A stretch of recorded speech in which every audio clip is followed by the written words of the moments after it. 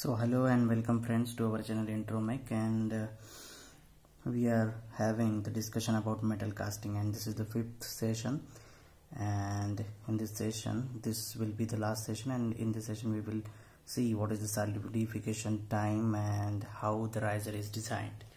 Okay, so in the previous lectures we have seen that how the molten metal is poured into the casting and into the mold, and how it gets converted into the casting. So when the molten metal is poured into the mold, there is definitely heat transfer, because of which it gets converted into the solid. Now this heat transfer is considered as unsteady state of heat conduction with infinite wall thickness problem. So that is the part of heat transfer, so we will not go much deep into that section. But here what is important is, when we are considering the solidification time, when we have a metal mold, then the heat transfer rate can be given as as k delta t by under root of pi alpha into small t. So what is the meaning here? As is the surface area of our casting, then K is the thermal conductivity of our mold material through which the heat is transferring to the surrounding, then delta T is the temperature difference, alpha is the thermal diffusivity, and here T. So this T is the time duration which is required for the solidification of the material. So now we know that the pouring temperature of the molten liquid is very high, then gradually it reduces, and then there is a phase transfer. So all this heat, that is the sensible heat and the latent heat, we have seen this in the first lecture. So that much amount of heat is required to be removed so that the molten metal can be converted into the solid. So if I considered this Q, then I have to take out the sensible heat plus latent heat. Okay, so let's consider M is the mass of the molten metal. Okay, this is the mass of molten metal, and we know that the sensible heat we can calculate by mCp delta T. This is the general thermodynamics law.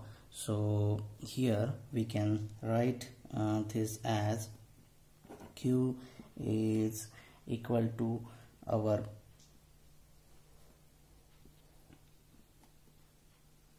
M into Cp into delta T. Now this delta T is interesting here because we are taking out the sensible heat up to the solidification. So here we have the difference between the pouring temperature and the freezing temperature.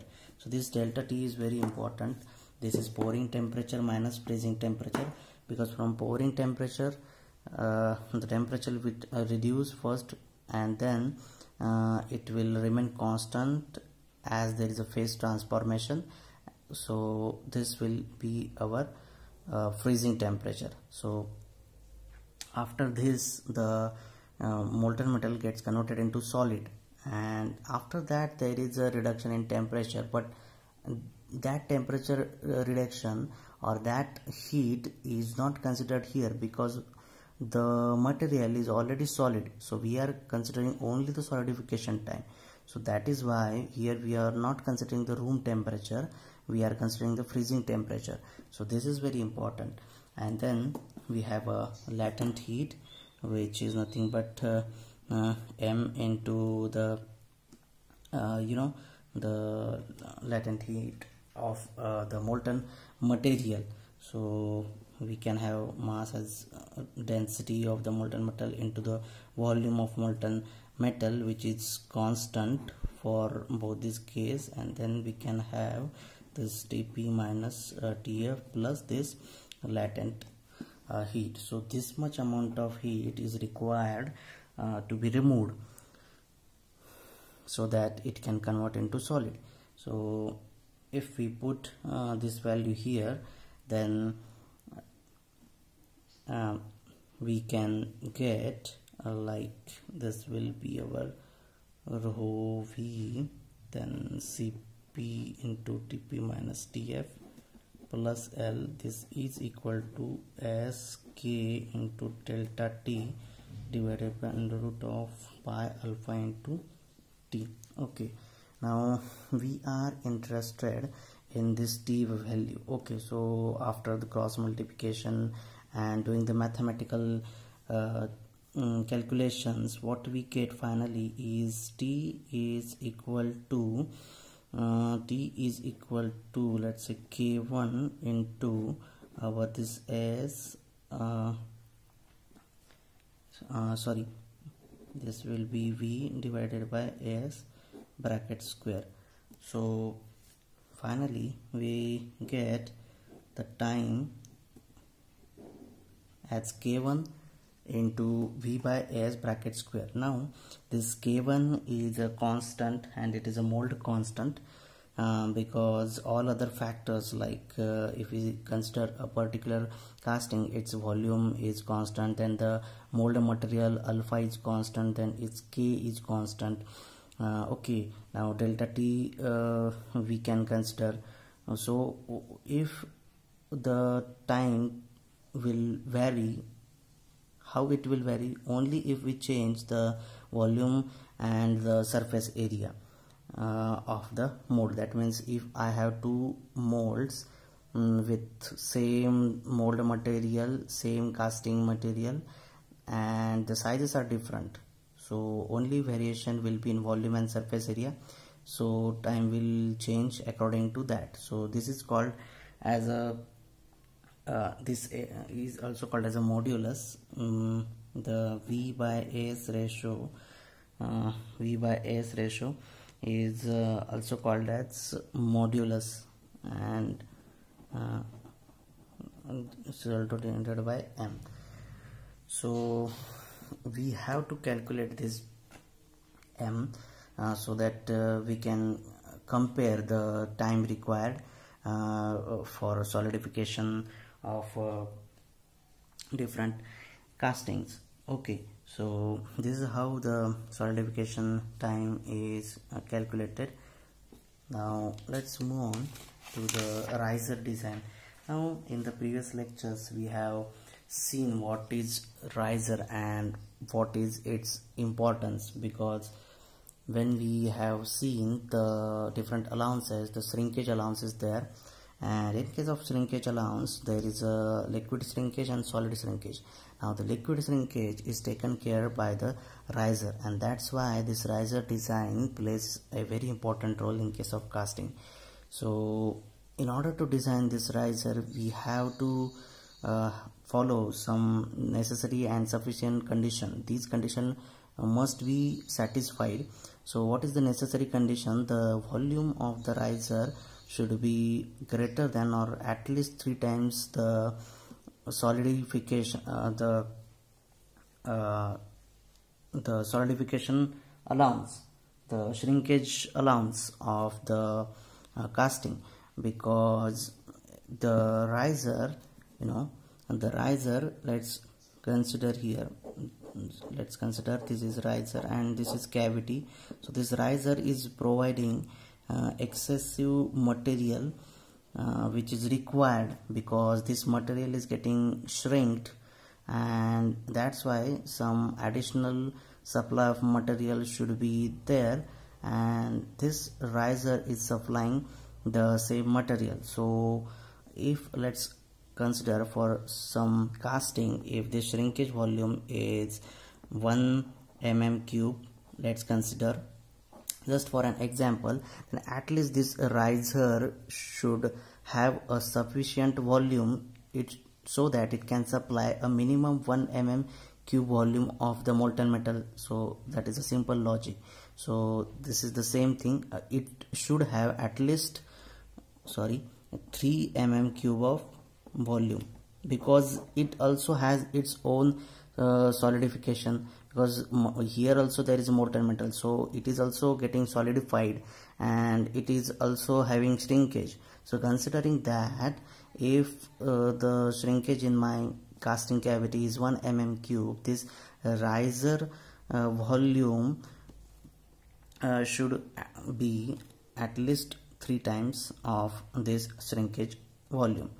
Then the sufficient condition is the solidification time of the riser should be at least equal to or greater than the solidification time of the casting. Now it's a logical thing. Why? Because the riser has to supply the molten material to this casting. So if the molten material in the riser gets solidified before the molten material in the casting, how it can supply the material? So that's why it should slowly solidified as compared to the casting, and that's why its solidification time should be greater than the casting. So these are the necessary condition and the sufficient condition. Now the location of riser, where should the riser be located on the casting? Now again, there are two criteria depending on the cross section or the uniformity of the casting. If the casting is uniform, so if the casting is uniform, then the riser is given at the topmost section of the casting. Okay, and let's say if the casting is non-uniform, so it has some thickest section and some thinnest section. Okay, so in that case the riser should be located nearer to the thickest section,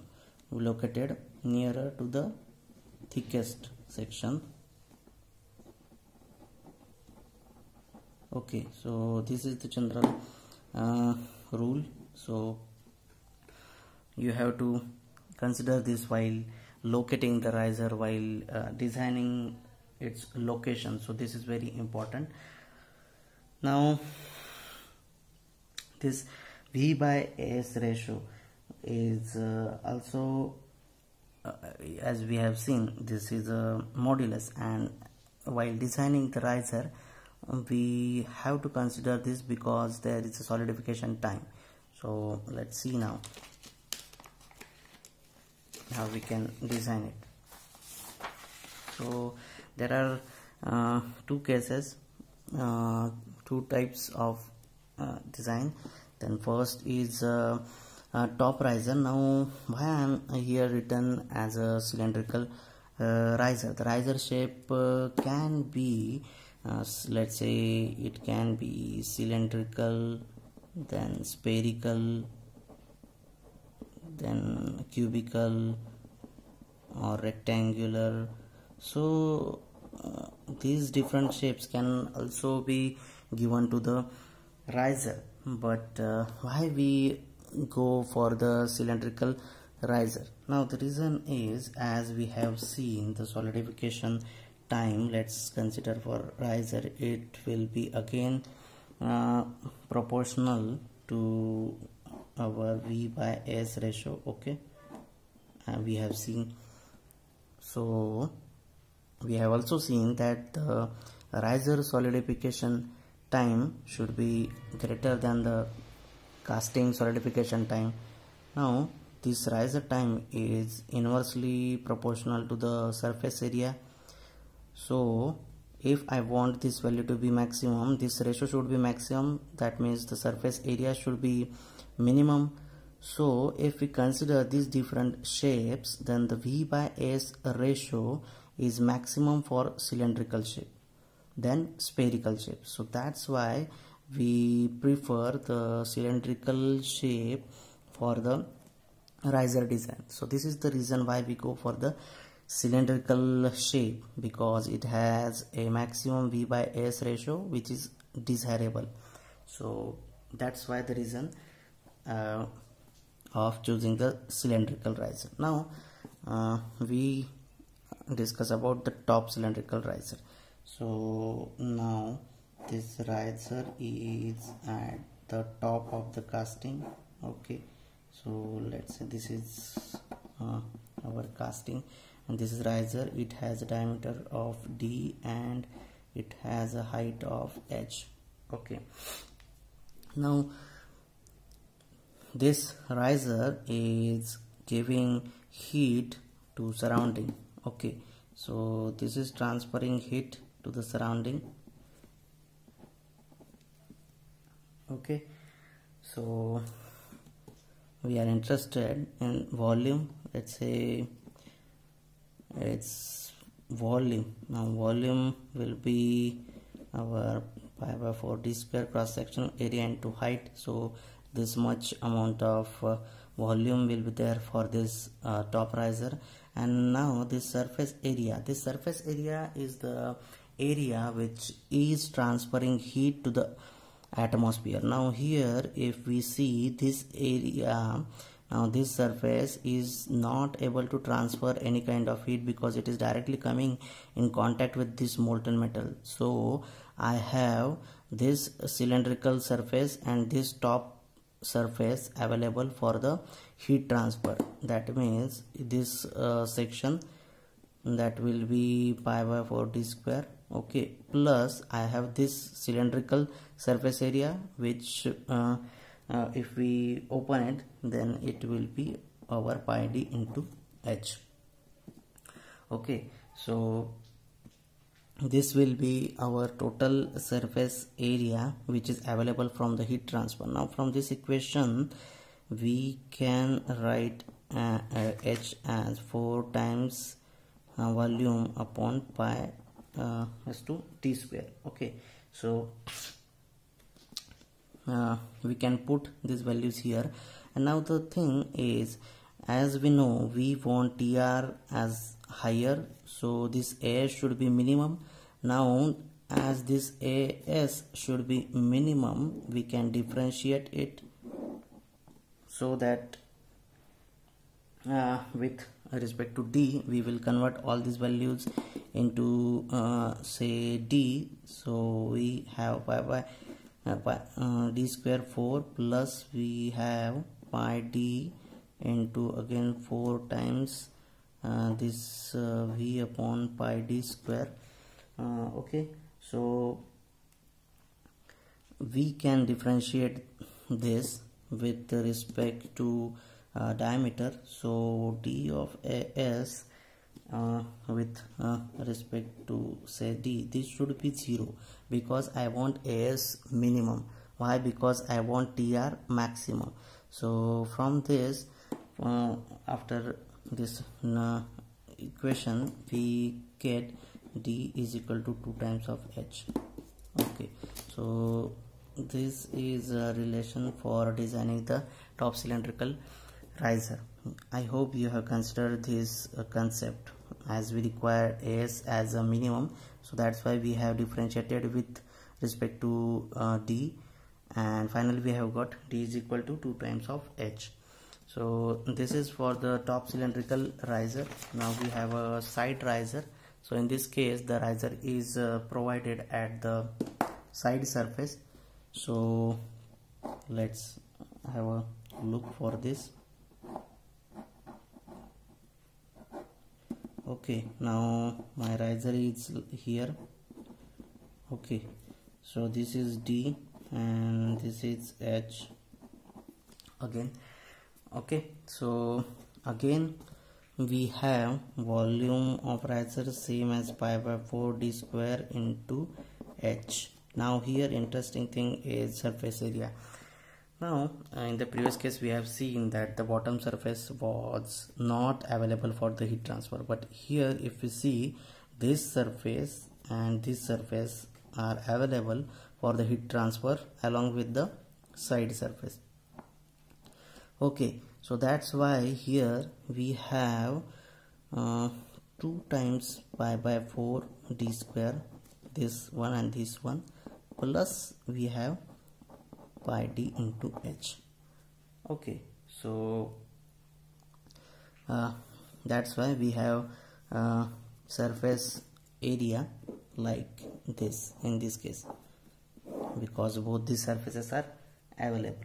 Okay, so again as we require this as a minimum. So after differentiating this and equating it to the 0, we get D is equal to H. So this is for the side riser.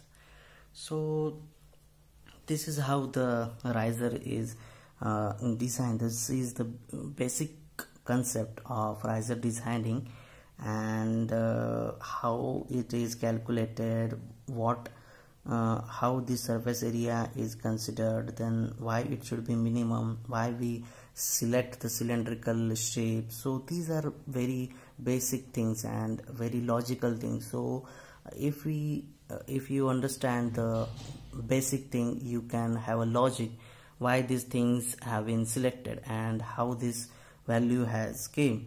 So that's it for the casting process, and here we have our focus is basically from design point of view, how the shape should be there, then how the values can be calculated. So we are not going much deeper into the theoretical part. You can refer that easily and it is available at many resources, but these kind of things are very rare, and generally these things are not taught at our college level because this subject is considered as a theoretical subject. But this is the designing part, and this is very very important and basic thing, and that's why I have tried to cover these things, and I hope you understood the basics. And if you have any doubts, please do write into the comment section. Until then, be safe and stay happy.